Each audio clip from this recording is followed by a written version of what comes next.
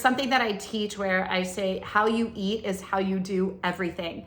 And I want to explain this more. So today what I'm going to break down, and you can take the quiz below to learn your eating archetype. It's based on a best-selling book that I wrote, Eat Right for Your Archetype. And in the quiz, at the end of it, you will receive your own personalized plan based on what your archetype is, and it will give you a simplified, here are things that would do well for you in terms of eating, here are even activities that your body would enjoy, and here are even tips for how to dress right for your body type. So it's very, very fascinating. I think that you'll love it. Put the link below to take the quiz and find out today, and let me know what you find. So today I want to break down for you to help you understand. If you've struggled with weight, I always say, if you struggle with weight for more than a year, you don't actually have a weight issue. You have a relationship with food and you're in a lack of a relationship with yourself. I understand that can be hard to hear. I personally I came from the diet culture. I was a chronic dieter. I really thought that was just normal. That's what all my friends did. And we diet all week and then binge on pizza after drinking and blah, blah, blah. And I soon came to find that after I won my fitness competition in the International Natural Body Federation for best body, like I have a trophy that said best body, I gained the weight back in less than 6 months. It was more like 3 months. I ate the weight back, I always say. Talk about really feeling embarrassed, shame, guilt, and food has a lot of emotions tied to it.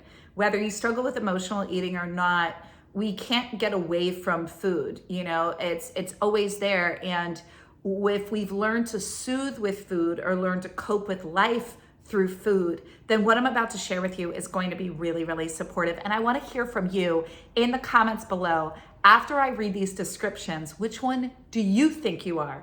And then go and take the quiz and find out for yourself. So the whole concept is how we eat determines how we do everything. And you can shift this, but all change happens through awareness, right?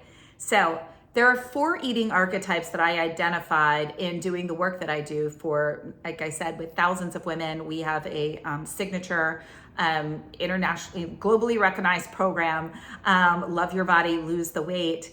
And after of these women going through, and I even found with myself, I'm like, there's 4 distinct archetypes. I want to share them with you.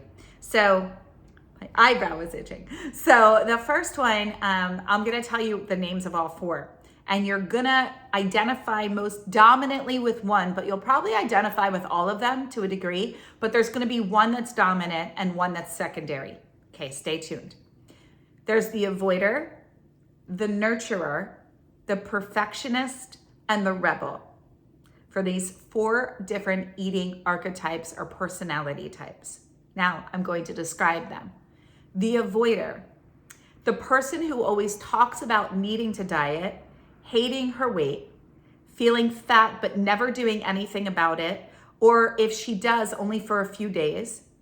This same person probably never looks at bank statements, is living with past regrets, and has many unfinished projects. The underlying belief is she or he doesn't believe what they want is possible or possible for them in particular. They might believe that it is for other people, but not for them. Okay, that's the avoider. Now the nurturer. The nurturer, the minute they lose weight or start to see results and feel good, they sabotage themselves. The underlying belief is she is not deserving or enough. This is the same for her, but very strong. That she is not deserving or enough. She also sabotages in fear of what if I get my dreams, then what mentality. She is caught in a cycle she's experienced most of her life of keeping herself small and not playing big, okay? Now, her story of not being deserving or enough is very, very strong for this nurturing archetype. And usually the nurturer has a hard time making herself a priority and is bottom of her list of to-dos. the perfectionist. This does not mean, by the way, that the perfectionist doesn't mean that the person always looks perfect or everything in their life is perfect. The perfectionist is driven by their inner critic. Everything is perfect on the outside. They act perfect, act happy. They will never really, as the saying goes, tip their mitt. You would never know that something's going on. Their marriage is perfect. Their relationships are perfect. You would just think, oh my God, everything just always works out for them. And meanwhile, it's all falling apart and it's all just a facade. She looks perfect, happy, acts perfect, is diligent about her diet and her workouts, never misses one. She has everything in order, but she binges. There is little room for joy and pleasure. She lives in extremes of black and white. So she is either at her perfect weight or striving to get there and tirelessly beating herself up until she does. So she could even be at her perfect weight or struggling with binges. Her self-worth is defined by her weight. Her underlying belief is, I am not enough. The rebel. This person goes all in for a diet and very much operates with the all or nothing mentality. The rebel is either dieting or completely on the other end of partying, overeating, overdrinking, excess. I'll lose the weight, and usually will really fluctuate. They're down 10, up 10, down 10, up 10. And this all or nothing mentality is what causes her to rebel. So I always have a saying in my company, where we restrict, we rebel.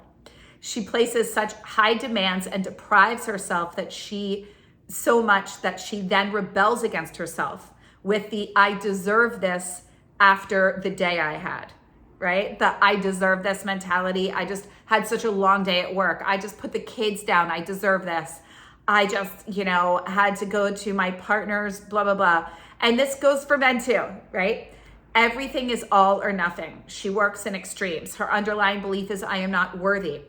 You will see this in her life in forms of procrastination, struggles with authority, relationships, money, and taking risks. So, are you the avoider, the nurturer, the perfectionist, or the rebel? Which one do you identify with the most? And which one is secondary? Put the one that you think you are in the comments below. Click the link, go take the quiz, and then come back and let me know which one you are. And stay tuned for next week's video, where I'll tell you exactly what to do with each of these archetypes to help you get on the other side. All right, I hope you enjoyed this video, and I hope that it really spoke to you. What I want you to know more than anything is that you are more than this body. You are more than your weight. Your weight does not define you, and weight is just that, weight. And when we really start to identify what's going on in our relationship with food, and there's a saying that I also have that all of my clients and in my community knows, where there is lack, you will fill the gaps with food. When we can start to identify the gaps and the lack, right, then we can fill the gaps with more of ourselves and with filling ourselves with life and love for ourselves instead of with food. And that will be a game changer for you. Thank you so much for being here. As always, I'm so honored, and I love you all. I'm here. Please ask me any questions and let me know any future videos that you're looking for. If you enjoyed this video, I really would love for you to subscribe, like, and share. And I'm here to support you in thriving in life in a body that you love and achieving beyond your dreams. Here's to living our best life, and we're just getting started. I'll see you next week.